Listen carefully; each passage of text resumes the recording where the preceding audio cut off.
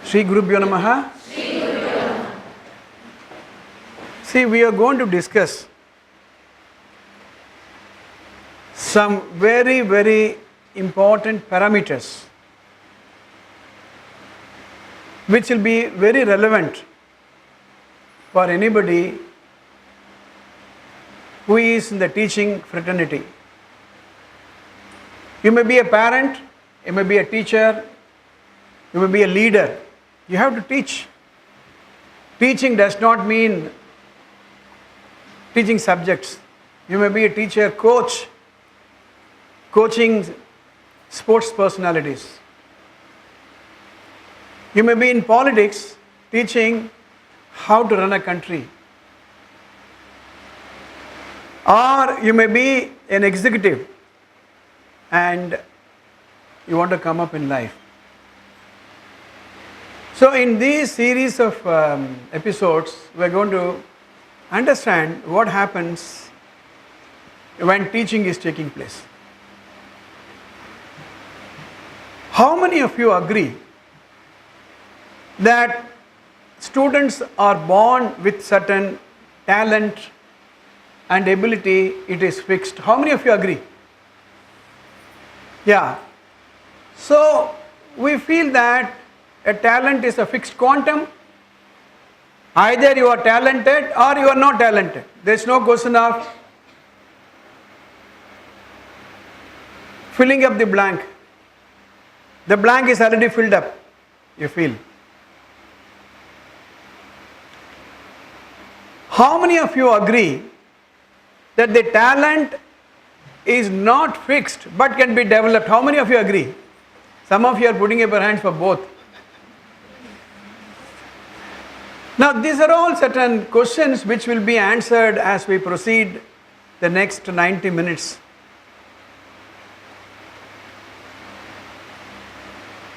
I will also give you a few hypothetical situations. Before that, is talent decided by genetic factor? Or can it be environmental? Both. Supposing a person does not have the genetic advantage, can environment alone can give him the talent? For example, it is said in order to be a musician, you should be born in some places. You know, it used to be said Tiruvarur, Tanjavur. Or if you should be quality oriented, means you should be born in Japan. Or certain races are good for some professions. Supposing I am not born in Tanjavur, supposing I am not born in Tiruvarur, can I become a good musician? So do we say that it is an either or situation or both? Let me give one more hypothetical example. We are all teachers, or we may be parents. Supposing a student comes to you with 100% mark, first rank, how will you respond to that child? And what will you say? What will you say? Huh? What will you say? You will appreciate what? His mark. You will appreciate his medal. Yes or no? Keep watching this episode. Somebody comes with very good handwriting. What will you tell? Your handwriting is very good. As we go along, some of these things will be refined. Supposing your child has failed, your student or your child or your sister, how will you speak to the child? Huh? We'll try to motivate.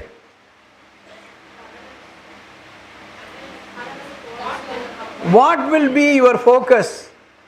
Mark, failure, and the progress card, ede? Mark. Yes. So either you can focus on the result or you can focus on the process. We'll come to it little later. I'm just throwing up certain things for you to keep thinking about it. As I said, a child has an excellent handwriting. One way is to tell the child, oh, wonderful handwriting. How many of you will say that? Right. How many of you will say, oh, you have been practicing every day 15 minutes and that's why your handwriting is like this? How many of you will say that? None of you. We'll learn it as we proceed. So I am raising a few questions to you. There is always a communication taking place between us, between the parent and the child, between the teacher and the child, student. So where should be your focus? Now let us go to the next level. What is learning?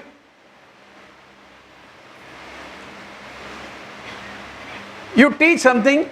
I am trying to teach you a concept. Learning is what? An interaction between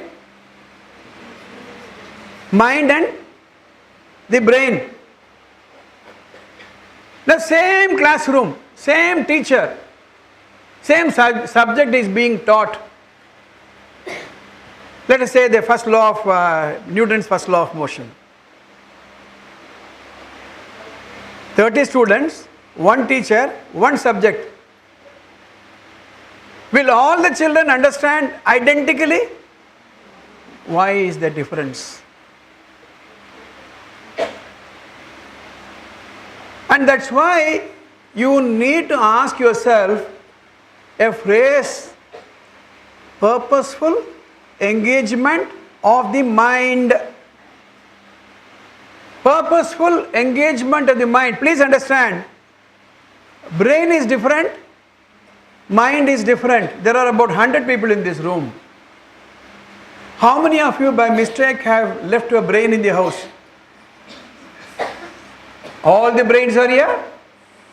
Touch your heart and tell me how many times your mind went out. Check. Have you closed your gas? Have you stopped your water pump?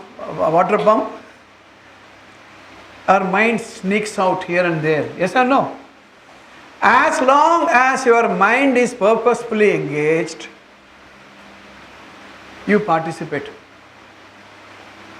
If the mind is purposefully engaged, you understand.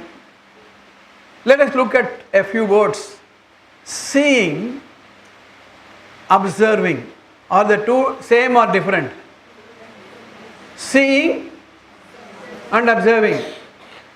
Today morning, as you came to the school, I am sure you would have met a lot of people. Have you noticed everybody? I am sure you would have seen some cars, auto rickshaws. Have you seen and observed all the auto rickshaws? The difference between hearing and listening. Is there a difference or not? You are now hearing, but are you listening? Registering in the mind is different from listening even. So whenever your brain is engaged, you only see, you only hear. You don't listen, you don't observe, you don't notice, you don't understand. So listening, understanding, appreciating, registering are all what function? Mind function. Seeing the color, seeing the number of lights, seeing the brightness, loudness, identifying physical objects are all what? Brain function. The brain controls your sensory organs. But what controls the brain is the mind. Supposing there is a misunderstanding between you and me. You don't like me, you may hear. No, we say, hear means solladilla. What we say? Listen to me. He didn't listen to what I said. That's why he has gone into this problem. So the purposeful engagement of the mind is very, very critical in the teaching and learning process. That's why in a classroom you teach. But what is the outcome you want in a classroom? Teaching or learning? So there is a gap between teaching and learning. In an ideal situation, 100 units of teaching should result in 100 units of learning. Supposing I take 100 coins, 1 rupee coin, and give it to you, the 100 coins should reach you. If I put 100 coins in a plastic cover and send it by courier, coins will reach you. Supposing on the way the cover gives up, or supposing if it is torn and damaged, some coins will fall. So 100 coins will not result in 100 coins sent, will not result in 100 coins received. Similarly, 100 units of teaching will not result in 100 units of learning. Are we interested in teaching or are we interested in learning?